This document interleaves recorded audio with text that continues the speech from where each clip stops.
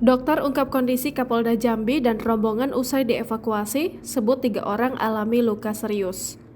Kapolda Jambi Irjen Pol Rusdi Hartono dan rombongan korban helikopter mendarat darurat di hutan Kerinci kini masih menjalani perawatan usai berhasil dievakuasi.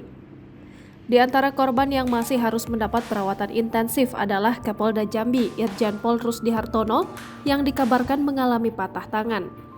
Dikatakan Dr. Ivan Kurniawan B., dokter spesialis bedah di Rumah Sakit Bayangkara Jambi, dari 8 total korban, ada 3 diantaranya yang mengalami luka serius.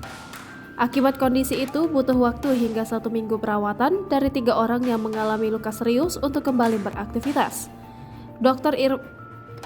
Ivan Kurniawan B. adalah salah satu di antara dokter yang ikut dalam proses evakuasi langsung di lokasi helikopter yang mendarat darurat.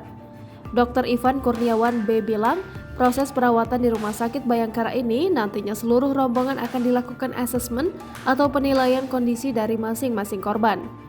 Jika dari hasil asesmen diperlukan operasi secara segera, maka pihaknya akan melakukan tindakan-tindakan tersebut. Namun secara kepastian dari seluruh rombongan Jambi, Kapolda tersebut semuanya dalam keadaan stabil. Untuk diketahui, total korban helikopter yang mendarat darurat yang berhasil dievakuasi sudah sebanyak 8 orang, yakni Kapolda Jambi Irjen Pol Rusdi Hartono, Direskrimum Kombes Pol Andri Ananta, Dirpol Airut Kombes Pol Michael Mumbunan, Ajudan Kapolda Bribtu Aditya, Kopilot AKP Amos Freddy Sitompul, dan Pilot AKP Ali Nurdin. Selanjutnya, Kors Pripim Kompol Ayani dan mekanik helikopter Aibda Susilo juga berhasil dievakuasi.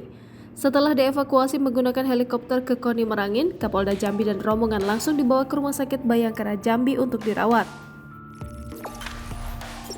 Jangan lupa subscribe, share, komen, dan like ya!